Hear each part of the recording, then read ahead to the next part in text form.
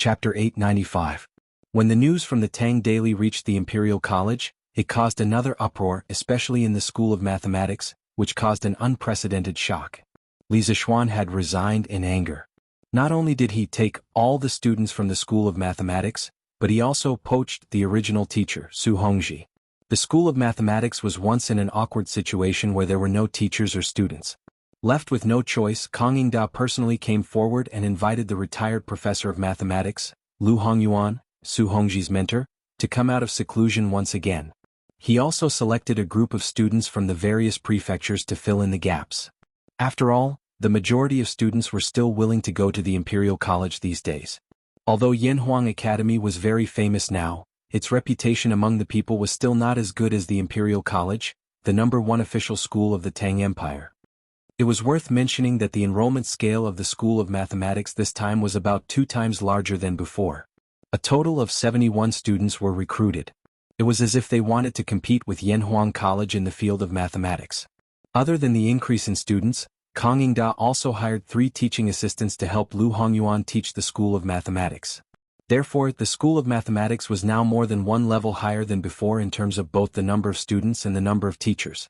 Inside the School of Mathematics. Hey, did you hear? The Marquis of Yong made a simple needle-throwing game and was able to calculate the approximate value of the ancestral rate. It's amazing. I saw the newspaper, but I think it must be a coincidence. After all, whether the needle is thrown or not depends on luck. He was able to get such a result because of luck. I also think it's a coincidence. If he did it again, the result would definitely be different. I don't think so. Since the Marquis of Yong dared to announce this experiment on the Tang Daily, he must be prepared to be questioned. This means that this experiment can be questioned. Speaking of which, why isn't Mr. Lu here yet? In the past, he would have already arrived at this time. Mr. Lu is here, Mr. Lu is here. Just as the students were discussing, an old man in white clothes made of rough cloth came in. Together with his white hair, he looked inexplicably weathered. There were 3 middle-aged scholars following behind the old man. They all deliberately stayed half a step behind the old man to show their respect. The classroom, which had been noisy just now, suddenly became quiet. This old man heard you all talking about the needle experiment in the newspaper just now. Presumably, you all want to know whether the results in the newspaper are a coincidence or not, right? The old man stood on the podium and chuckled as he looked at the students below. This old man was Lu Hongyuan. He had already reached the age where he could enjoy the rest of his life, but he was invited back. He had stayed in the Imperial College for more than 10 years, so he was still reluctant to leave this place. No students responded. After being in the Imperial College for so long, they all knew that the majority of the teachers in the Imperial College did not like students discussing matters related to Li Zixuan. This was already an unspoken fact. Although they couldn't make a sound, the students' eyes were all shining as they looked at Lu Hongyuan. Lu Hongyuan did not have any prejudice against Li Zixuan. On the contrary, he had bought a copy of Li Zixuan's new mathematics textbook and studied it. Seeing that the students wanted to speak but did not dare to, he smiled and said, "Actually, it's not just you all who want to know. This old man also wants to know whether the results obtained by the Marquis of Yong are a coincidence." Before class, this old man prepared a piece of paper with lines drawn on it and a bag of thin needles. The distance between the lines and the length of the needles are exactly as described in the newspaper. Thus, today our Imperial College will also conduct a needle experiment to see if the results in the newspaper are a coincidence. As Lu Hongyuan spoke, he took a gray cloth bag from an assistant teacher. Inside was a piece of paper with lines drawn on it and a bag of thin needles. The reason why he was late for class today was to prepare these 2 things. When the students heard this, they could not help but whisper among themselves. Wow, we are also going to conduct a needle experiment? Mr. Lu is really open-minded. Hey, if we can prove that the results in the newspaper are a coincidence, won't our Imperial College become famous this time? In my opinion, it is most likely a coincidence. Haha, I don't think so. Lu Hongyuan patted the table and signaled for the students to be quiet. Then he said, "There are a total of 71 students in the Imperial College of Mathematics. The number is still a little small. In order to match the total number of needles in the newspaper, you will all come up in order to cast the needles. Each of you will cast 10 times. Be careful not to use too much force and throw the thin needles out of the paper. The 3 teachers and I will help you count the number of times you cast the thin needles. Ya Yuanha, come up. We will start with you." Then Lu Hongyuan spread out the paper and instructed a student sitting at the door. "Yes, Mr. Lu." The student responded and ran up excitedly. The other 3 assistant teachers took a pen and paper and stood behind Lu Hongyuan, ready to take notes. The verification experiment of the needle-throwing experiment was officially launched in the Imperial College of Mathematics. The whole experiment lasted for more than an hour before it was announced to be over. Since it was a real-time count, the assistant teachers immediately counted the number of needles cast by the students each time they cast the thin needles. Therefore, the final results were tabulated not long after the experiment ended. Lu Hongyuan checked his own statistical results with the 3 assistant teachers. When he found that the results were the same, he turned to the students and said, "We have a total of 71 students. Each of you cast 10 times, which means that you cast 710 times in total. After the 3 teachers and I tabulated, you cast the thin needles in the center line a total of 226 times." As soon as his voice fell, a student with a slightly better memory immediately exclaimed, 710, 226. The results on the newspaper are 713, 227. Our results are so close to the ones in the newspaper. Wow! All the students in the hall were in an uproar. The 3 assistant teachers on the podium were also stunned. This was because at this time they also recalled the data in the newspaper. Lu Hongyuan's expression didn't change. He turned around, picked up a piece of chalk and started calculating on the blackboard. When the students saw this, they hurriedly stopped their discussion and quietly watched Lu Hongyuan calculate.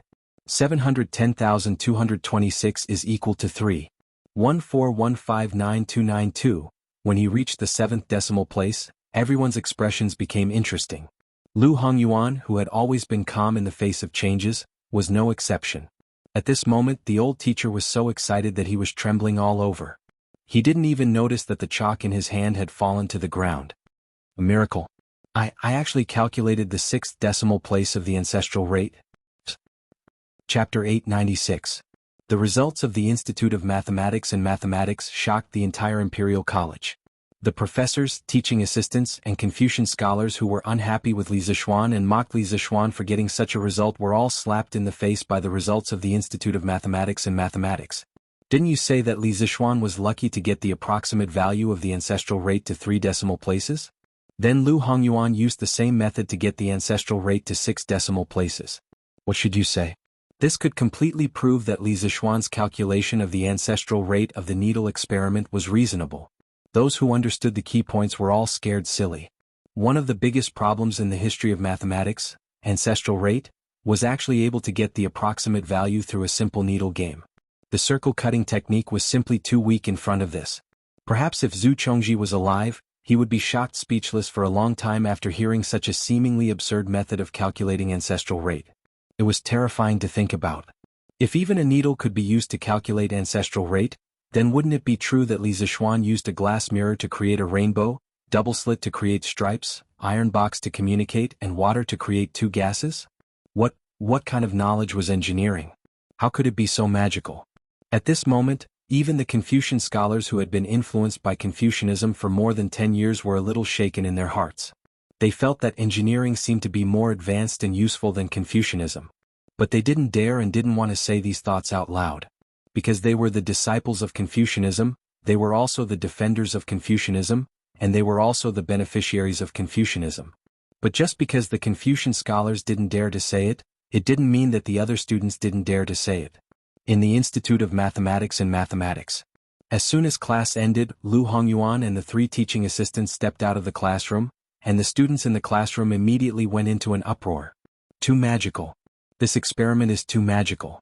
Even with the circle-cutting technique, it is very difficult to accurately calculate the ancestral rate to 6 decimal places. But this simple needle experiment actually did it. Yes. At first, I thought that the results recorded on Datang Daily were a coincidence. But not only did we do it, but the results we obtained were even more accurate. How is this a coincidence? This means that Marquis Yong An's method can really be used to calculate the ancestral rate. This is unbelievable. The Marquis of Yong An is truly a genius. I've also read his new mathematics textbook and the content is amazing. Now, with this needle experiment, his achievements in mathematics are something that we can never hope to achieve in our lifetime. I really don't understand how the Marquis of Yong An connected Zhu LV to the needle-throwing experiment. The two are completely unrelated. That's true. I didn't even see a single circle from the beginning to the end of the experiment. I don't know how the ancestral rate could be obtained through this method. I don't get it, I don't get it. The other experiments recorded in the newspaper are also very interesting. The students of Yanhuang College are so lucky.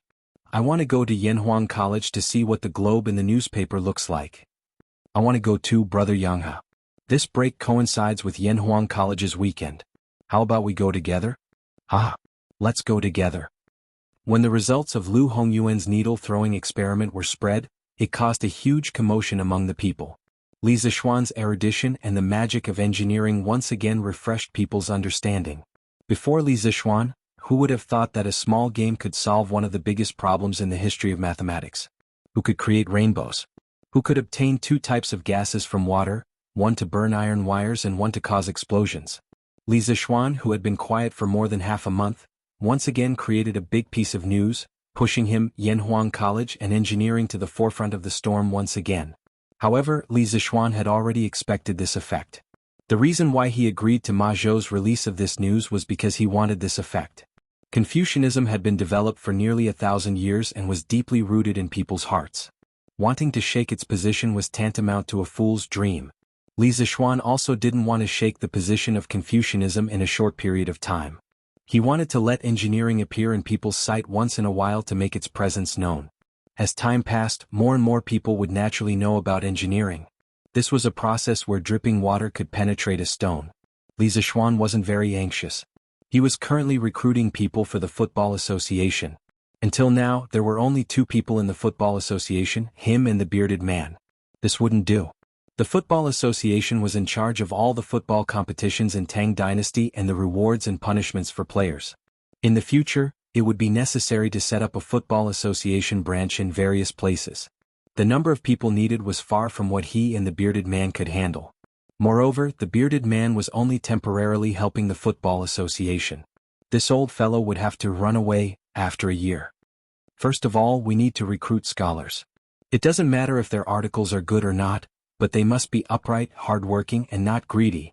In the principal office, Li Zishuan found the bearded man and Ma Zhou and was explaining the Football Association's recruitment principles to them.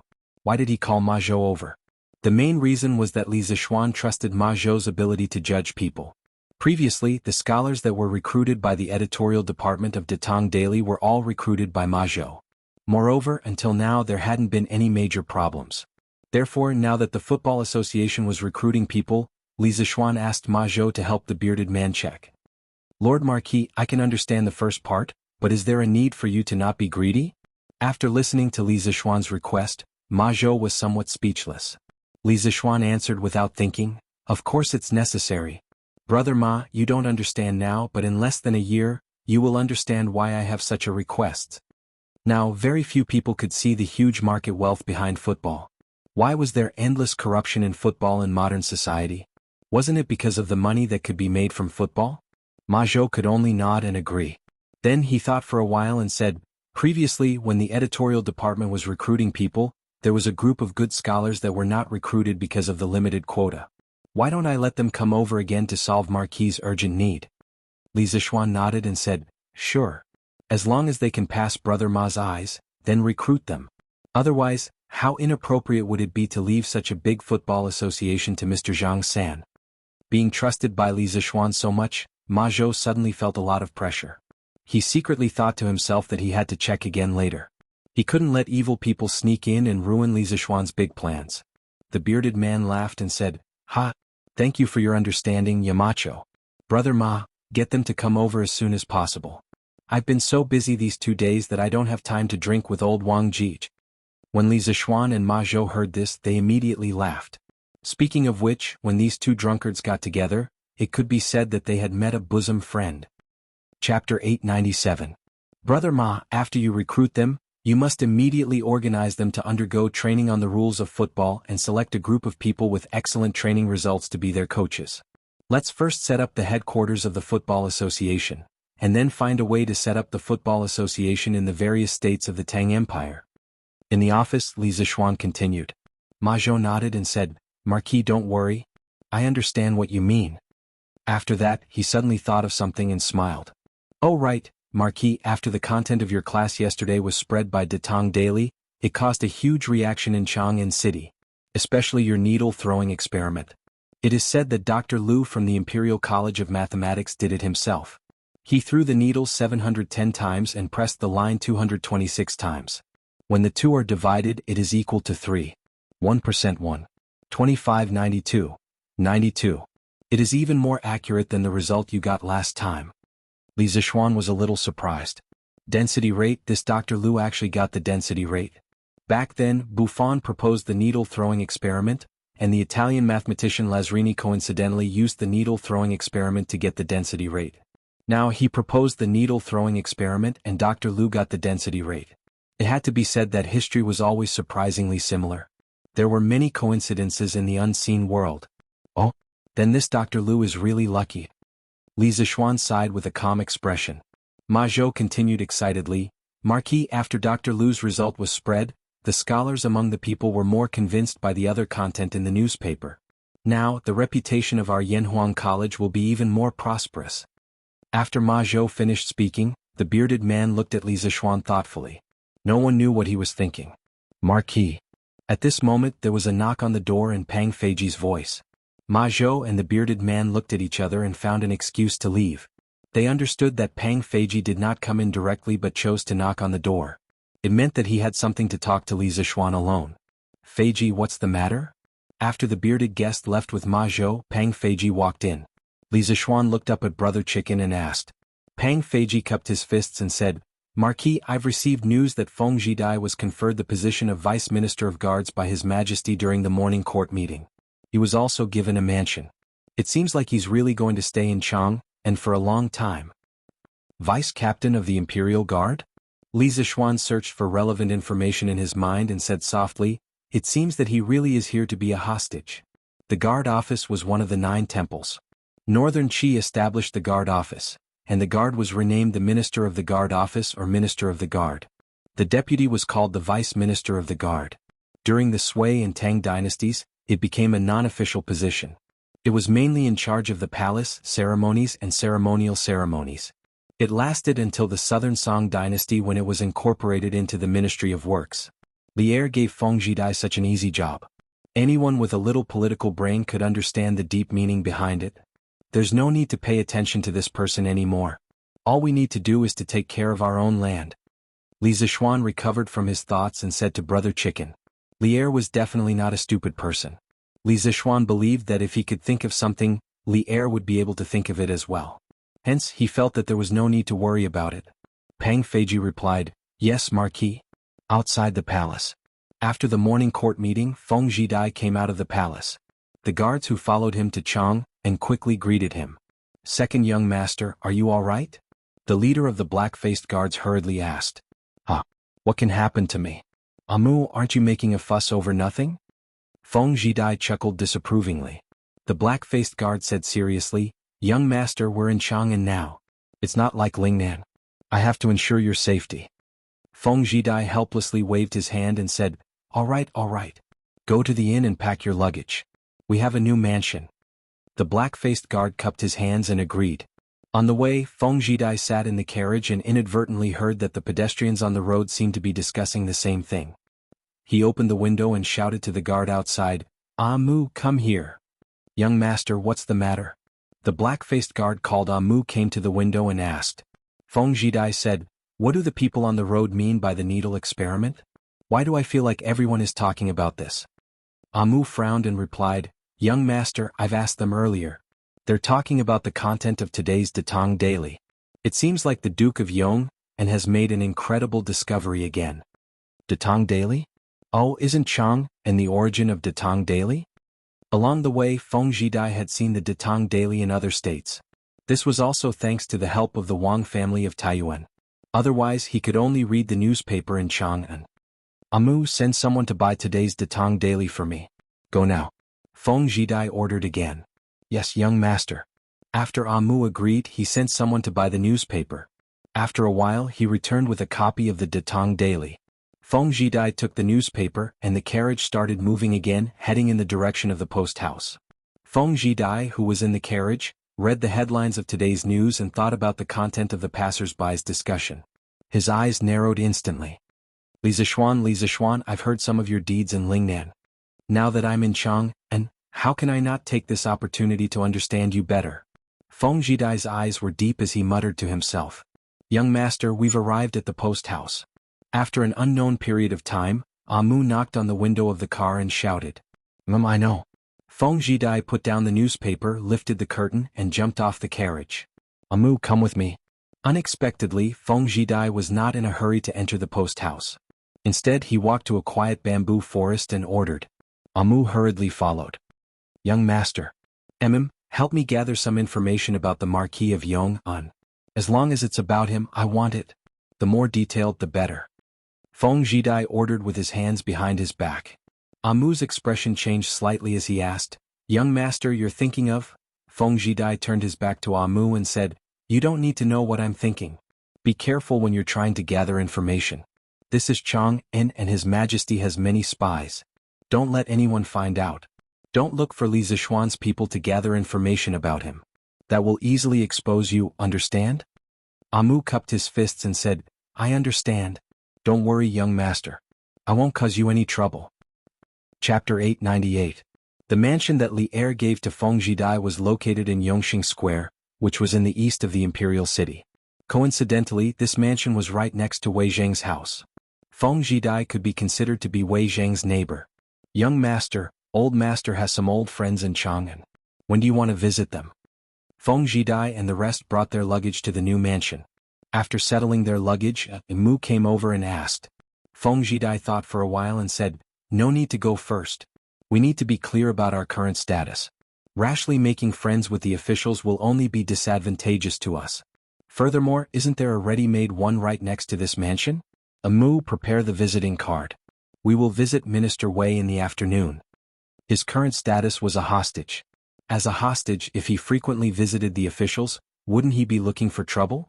Furthermore, this would also expose his father's connections in Chang'an. If Li Er knew, wouldn't he be even more suspicious of his father? Young master is wise. Young master, the royal prince is here. He is waiting for you in the main hall. This afternoon, Li Zishuan had just woken up from his afternoon nap when he heard Xiaoxi whispering to him. I'll be right there. Li Zishuan shook his groggy head and replied. After a while. Prince, you are here? How have you been? Li Zishuan came to the main hall and saw Li Xiaogong drinking tea. He smiled and greeted him. Li Xiaogong put down his teacup and pointed at Li Zishuan. He said unhappily, You brat, if this prince didn't take the initiative to look for you, you would have already forgotten about your current position, right? Since ancient times, there was probably only one official who was as lazy as Li Zishuan, to the point that his superior had to personally come and look for him. How could that be? Prince, you are wronging me. I just want you to rest in the mansion for a few more days. After all, you have been out at sea for almost half a year. Li Zishuan walked to the seat next to him and sat down, grinning as he passed the buck. When Li Zishuan proposed the establishment of the Department of Shipbuilding and appointed Li Xiaogong as the head of the department, he said that since Li Xiaogong had just returned from the sea, he would allow Li Xiaogong to rest for a month before starting the establishment of the Department of Shipbuilding. That was why Li Zishuan said that. Li Xiaogong stared at him and said, Kid, don't push the blame onto this king. It's true that this king has been out at sea for months, but do you really want this king to rest at home for a month? I'm not that delicate. Hey, he really didn't know how to appreciate good intentions. Li Er really found a good employee, but you didn't even want to give him a break. Hey, your highness is wholeheartedly devoted to the country. You work hard day and night and do your best. This young one admires you. Li Zishuan said as he gave a flattering reply. Facing such a slippery kid, Li Xiaogong felt helpless. He sighed and said seriously, the previous sea trade brought in a very rich income for the imperial court. His Majesty and the other officials in the imperial court are beginning to pay attention to the sea trade. Yesterday the envoys from the Nanyang countries all left the capital. Before that, they all came to visit this king, hoping that this king can help them in the future sea trade. Saying this, Li Xiaogong paused.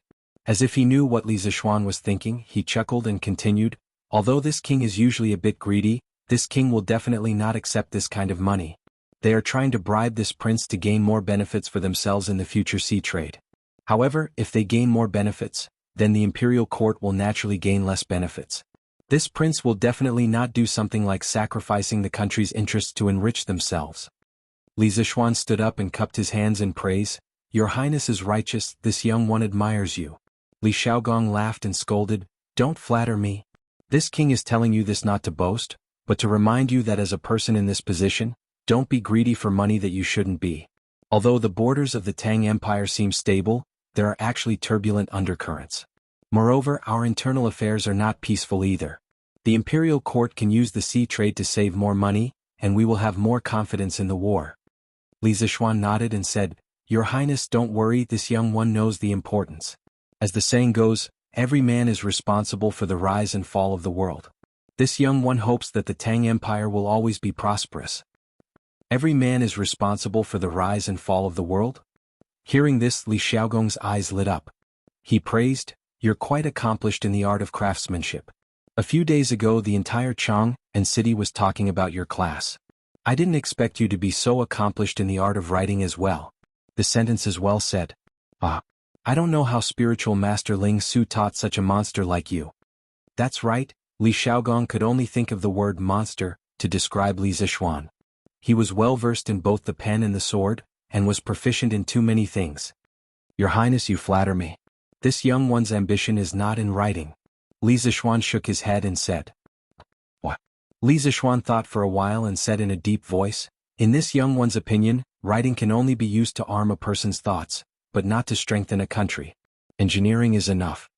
Li Xiaogong narrowed his eyes and smiled mysteriously. If those rotten scholars heard this, you will be in big trouble. Alright, this topic is off topic. Now that the envoys of the various countries have left, we should start to establish the Department of Shipping. To be honest, it's fine if you want this king to lead troops to war, but to let this king manage a yamen is too difficult for this king. This Department of Shipping is now a blank piece of paper. Xiaoxian, you have many ideas. First, think of the regulations of the Department of Shipping, then write a copy for this king. If there are no problems, we will show it to His Majesty for a look. Strive to have the Department of Shipping open before the end of the year. Li Zishuan was helpless. He had not finished the matters of the Football Association, and now he was asked to establish the Department of Shipping. It was really one wave after another. However, this was something he had promised Li Er before, and he could not go back on his word now. Yes, this young one will draft the regulations of the Department of Shipping as soon as possible. Your Highness, please wait for the good news. Although he was complaining in his heart, he still had to do what needed to be done. This king knows that you are unwilling, but you are being loyal to the country. In the future, this king will personally go to Guangdong. In comparison, the burden on you is still light. Li Xiaogong seemed to have seen through Li Zishuan's thoughts and could not help but laugh.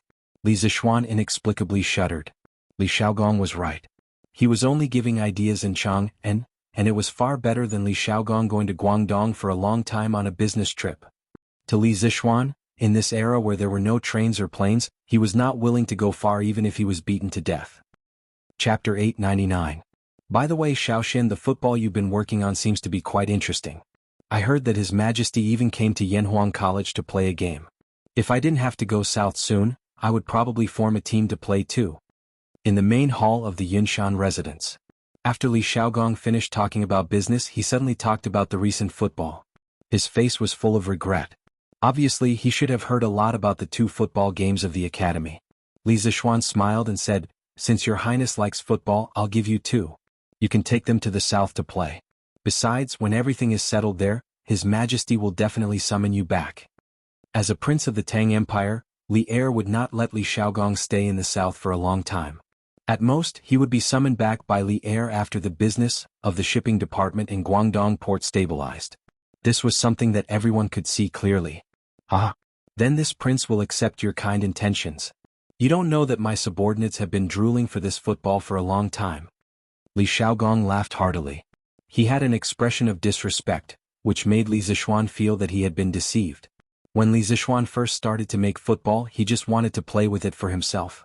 He did not intend to mass-produce and sell it because there was no stable rubber supply at that time. The rubber in his hands was used up little by little.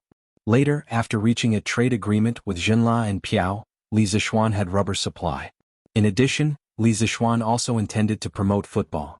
Li Er then established the Football Association and decided to mass-produce football and promote it to the whole Tang Empire. Therefore, football now was not as precious as it was in the beginning. Li Tai had already asked for football from him. Cheng Chumo, Li Qingqian, and Iron Egg also got football as they wished. They did not have to wait until the top 3 in the monthly exam to get football.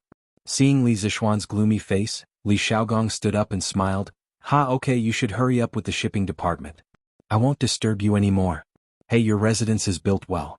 When your construction team finishes, lend it to me for a few days. The residence is old and needs to be renovated.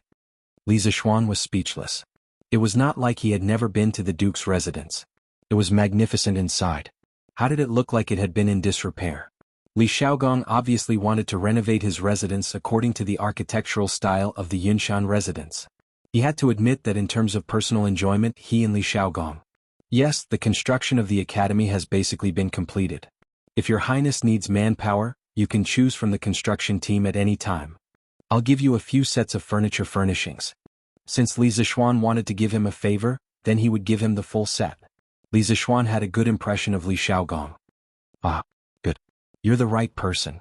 Li Xiaogong laughed heartily and left with a gratified expression.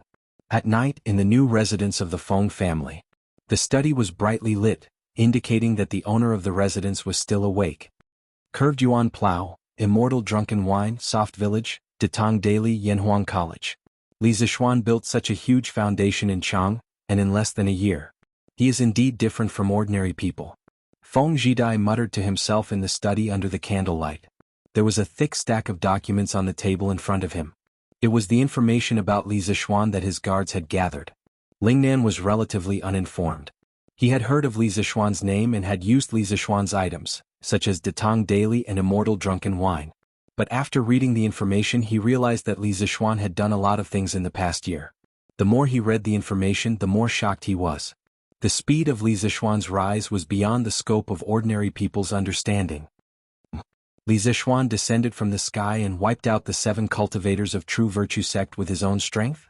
After turning to the next page and seeing the note on it, Feng Zhidai's eyes narrowed and his face turned solemn. He quickly read it carefully. The study was terrifyingly quiet. Only the sound of insects and the sound of Feng Zhidai turning the pages could be heard occasionally. After a quarter of an hour, Feng Zhidai put down the documents and raised his head. His eyes were deep and his face was very ugly. He muttered, Immortal Lamp, True Qi Iron Ball? How is this possible? Young master. Feng Zhidai was in a daze for a while. Then he called Amu and asked in a deep voice, Do these Immortal Lamp and True Qi Iron Ball really exist? Amu bowed and replied, Young master, these immortal lamps do exist. During the Mid-Autumn Festival, the Marquis of Yong and brought his wife and sat on the immortal lamp to tour around Chang'an City. Countless people saw it. As for the True Qi Iron Ball, it was only passed down from the imperial court. As for whether it is real or not, this subordinate has no way of knowing. There really is a divine object that can take people to the sky. Feng Zhidai's face showed a trace of disbelief. Suddenly he seemed to have thought of something and asked anxiously, How many of these True Qi Iron Balls does Li Zishuan have? Amu was stunned and then replied, According to the Marquis of Yong, there is only one True Qi Iron Ball. His master, spiritual master Ling Su, poured all his strength into it before he passed away. Feng Zhidai's face turned ugly. Nonsense. This young master has never heard of true qi that can be stored for a long time. Li Zishuan must be lying. Seeing that Feng Zhidai didn't believe him, Amu added, Young master, this subordinate heard that on the night the 7 cultivators sect was destroyed, many people saw flames soaring to the sky from the northeast of Chang'an City. There was also a loud sound of thunder. A few days later, some villagers went up the mountain to check and found that the entire mountain peak had turned into ashes. If the Marquis of Yong didn't use the true Qi Iron Ball, this subordinate really can't think of any weapon that could have such terrifying power. Hearing this, Feng Zhidai couldn't help but become absent-minded. Flames? Thunder? How could such a divine method be in the hands of a mortal? After a while, he came back to his senses and ordered, Amu, find an opportunity to send a message to my father. Tell him not to move. He can't be defeated. After saying this, a trace of loneliness suddenly appeared on his face. Young master, what? No matter how powerful the Marquis of Yong is, he is only one person. The terrain of Lingnan is dangerous and we have thousands of warriors. What is there to be afraid of? Amu glared at him, somewhat unconvinced. Feng Zhidai angrily said, Shut up. Do as I say. Seeing that the usually gentle Feng Jidai was angry, Amu didn't dare to say anything else. He quickly cupped his fists and replied, "Yes, young master." Chapter 900. The reason why the imperial court isn't willing to easily send troops to Lingnan is because of the steep terrain and dense forests. As long as our men hide in the forest, they can rely on their familiarity with the terrain to make it impossible for others to find them. If the imperial court insists on sending troops to Lingnan, it will definitely consume a lot of money and soldiers. At that time, the northern Turks won't let go of the Great Tang. This is also the main reason why the imperial court has always ignored the conflicts between the various tribal chiefs of Lingnan. But now the imperial court is in control of the immortal lamp, as well as weapons of mass destruction similar to the true Qi iron balls in Li Zishuan's hands. The imperial court can send an army to destroy any place in Lingnan from the air at any time. If we dare to make any moves, we will very likely become the next 7 cultivators of true virtue and be annihilated overnight. Thus, Lingnan can't be touched and the imperial court can't be an enemy. Inform father to end the conflict with Prince Tan as soon as possible and stop testing the imperial court's patience.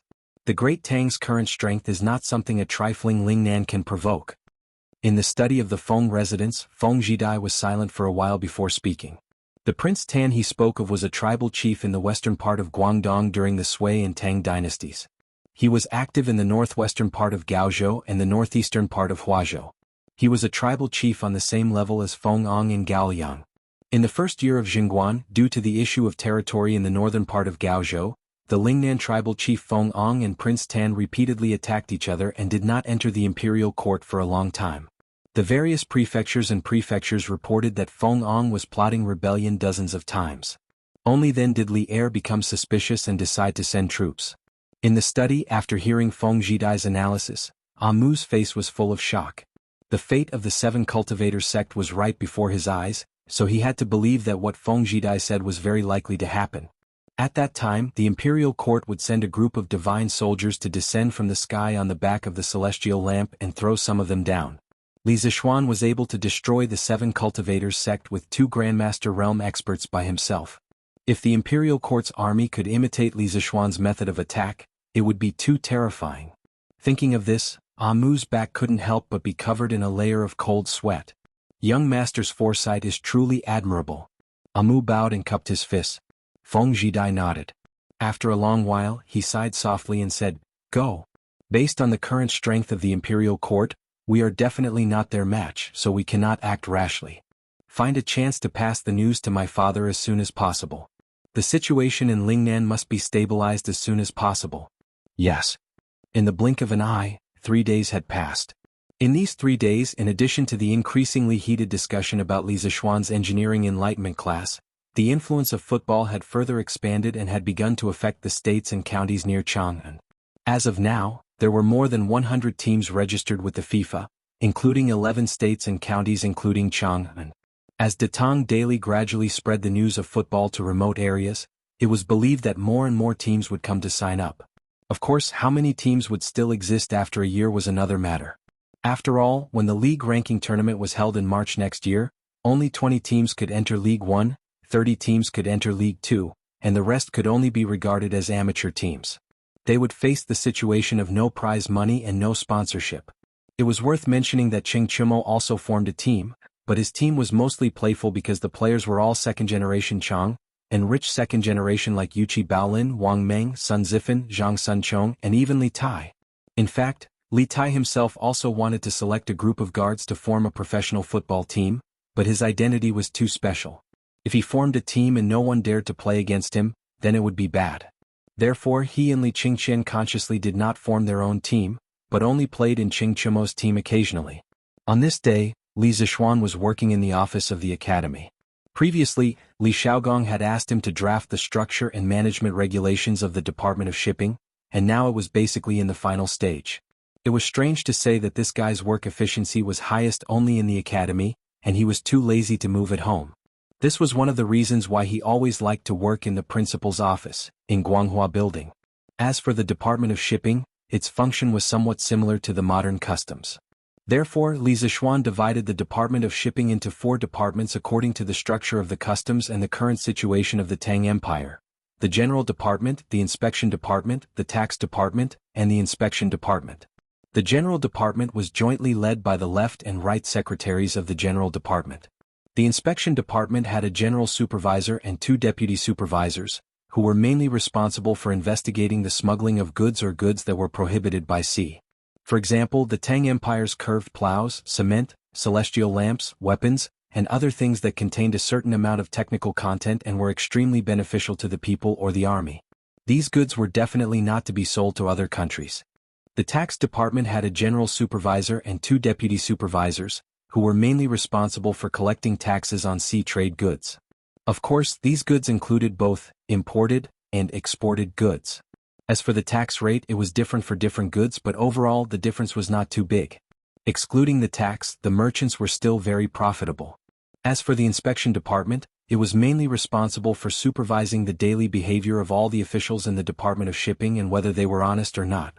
It was directly responsible to the left and right secretaries of the Department of Shipping, which was a bit similar to the modern Commission for Discipline Inspection.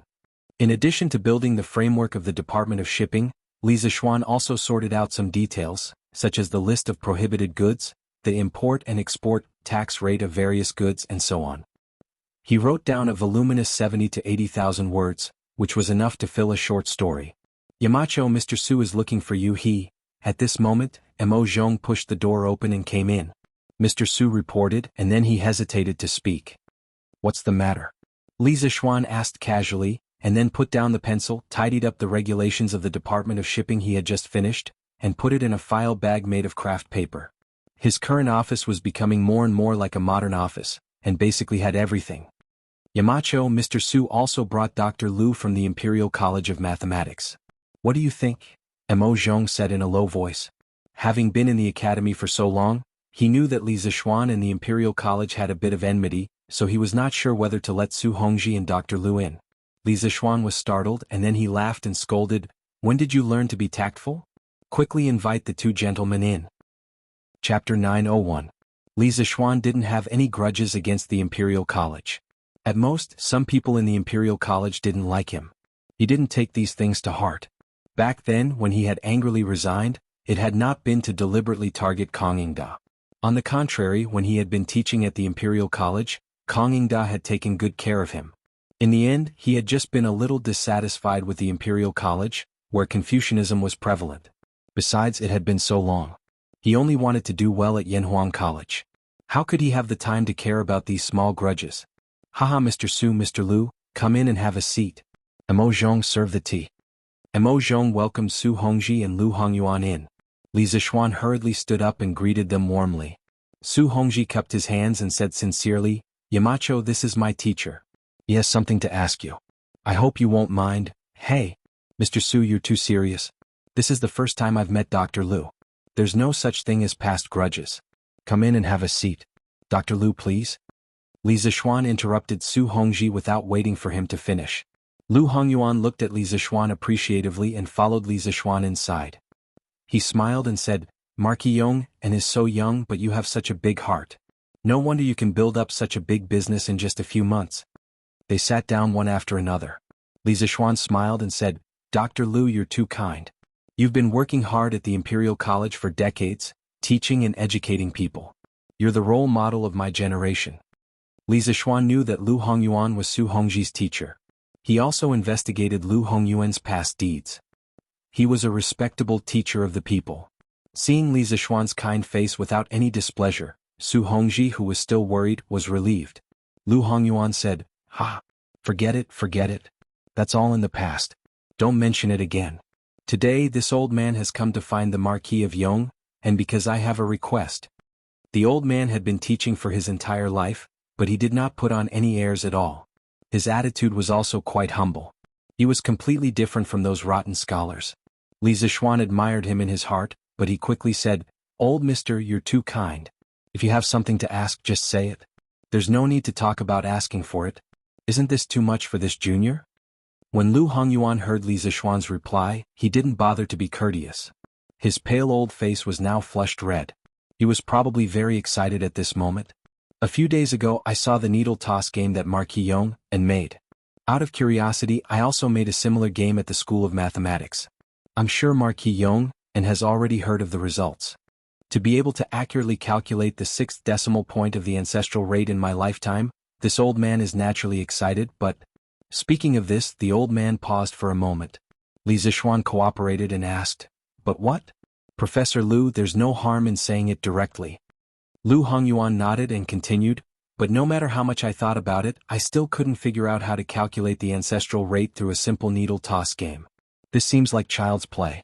This old man thought about it for 4 whole days and still couldn't figure it out.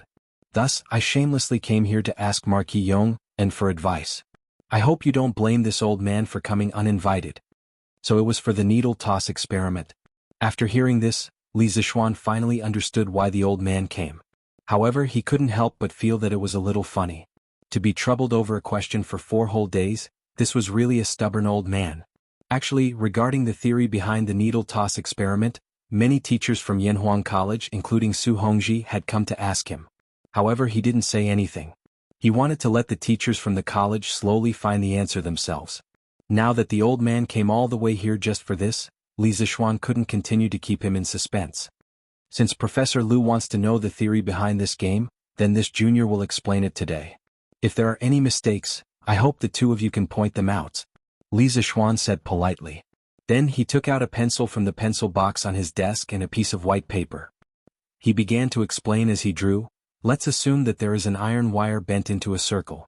Its diameter is exactly the distance between the parallel lines that I drew on the paper when I was doing the needle toss game. We will use d to represent this distance. It can be imagined that for such a circle, no matter how it is thrown, there will be 2 points of intersection with the parallel lines. Thus, if the circle is thrown n times, then the total number of intersection points must be 2n.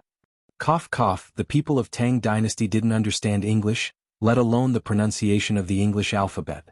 Thus, when Li Zishuan set the unknown variables, he used Hanyu Pinyin to read it so that others wouldn't understand. To make it easier to read, there will be no additional labels for the letters. Lu Hongyuan and Su Hongji both nodded thoughtfully.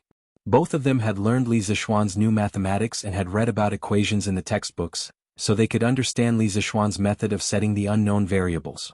Li Zishuan continued, "Let's now imagine that the circle is straightened, then the length of the iron wire is pi d. Alright, I usually like to use pi to represent the ancestral rate. After the circle was straightened, the situation of such an iron wire intersecting with parallel lines when it was thrown down was obviously more complicated than that of a circle. There might be 4 points of intersection, 3 points of intersection, 2 points of intersection, 1 point of intersection, or even no intersection at all.